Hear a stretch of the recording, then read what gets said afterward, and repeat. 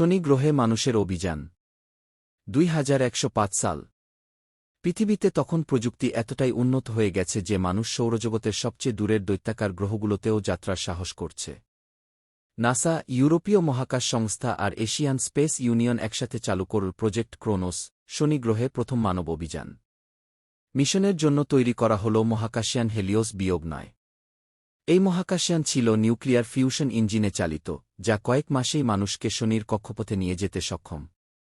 অভিযাত্রী দলের মধ্যে ছিলেন ক্যাপ্টেন আমির হোসেন, অভিজ্ঞ মহাকাশচারী; ডে এলিসা চেন, গ্রহবিজ্ঞানী; ডে রাহুল দেশাই, বায়োটেক বিশেষজ্ঞ; এবং রোবোটিক সহকারী আইরিস-7।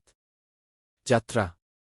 তারা যখন শনির কাছাকাছি পৌঁছাল, তখন প্রথম দেখল বিশাল বলয়ের ঝলমলে সৌন্দর্য। লাখ লাখ বরফখণ্ড ও পাথরের টুকরো গ্রহের চারপাশে ঘুরছে যেন এক আকাশী নৃত্যের মতো। মহাকাশযান নিরাপদ দূরত্বে থেকে বলয়ের ছবি তুলল, যেগুলো ইতিহাসের অন্যতম সেরা মহাজাগতিক দৃশ্য হয়ে উঠল।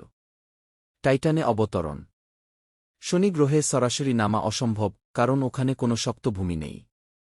তাই তাদের লক্ষ্য ছিল শনির সবচেয়ে বড় উপগ্রহ, টাইটান। সেখানে ঘন বায়ুমণ্ডল আছে, মিথেনের হ্রদ আছে, এমনকি বরফ থাকা পাহাড়ও রয়েছে। হেলিওস-9 থেকে একটি ল্যান্ডার আলাদা হল এবং ধীরে ধীরে টাইটানের কুয়াশাচ্ছন্ন আকাশ ভেদ করে নামতে লাগল। অবতরণের পর তারা অবাক হয়ে দেখল, সূর্যের ক্ষীণ আলোয় টাইটানের কমলা রঙের দিগন্ত রহস্যময় সৌন্দর্যে ভরে আছে। রহস্যের উদ্ঘাটন। ডে রাহুল বরফখণ্ড থেকে নমুনা সংগ্রহ করলেন। সেখানে এমন কিছু অণুজীবের চিহ্ন পাওয়া গেল, যেগুলো তরল মিথেনেও টিকে থাকতে পারে। এটি পৃথিবীর বাইরে জীবনের প্রথম প্রমাণ হতে পারে। আইরিস-7 একটি গুহার সন্ধান দিল, যেখানে অভ্যন্তরে উষ্ণতা অস্বাভাবিকভাবে বেশি। তদন্তে জানা গেল, টাইটানের ভেতরে ভূগর্ভস্থ সমুদ্র রয়েছে, যা জীবনের জন্য আদর্শ পরিবেশ হতে পারে। বিপদ। হঠাৎ করেই শনির প্রচণ্ড চৌম্বকীয় ঝড় শুরু হল। মহাকাশযানের যোগাযোগ ব্যবস্থা বিপর্যস্ত হয়ে পড়ল। ক্যাপ্টেন আমির দ্রুত সবাইকে নিরাপদে হেলিওস-9 এ ফিরিয়ে আনার ব্যবস্থা করলেন।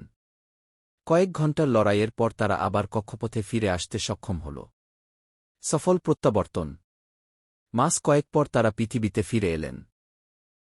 মানবজাতি প্রথমবার প্রমাণ পেল যে জীবন কেবল পৃথিবীতেই সীমাবদ্ধ নয়। শনি অভিযান মানব ইতিহাসে এক নতুন অধ্যায় হয়ে উঠল, যেখানে মানুষ বুঝল, সৌর জগতে আমরা একা নই।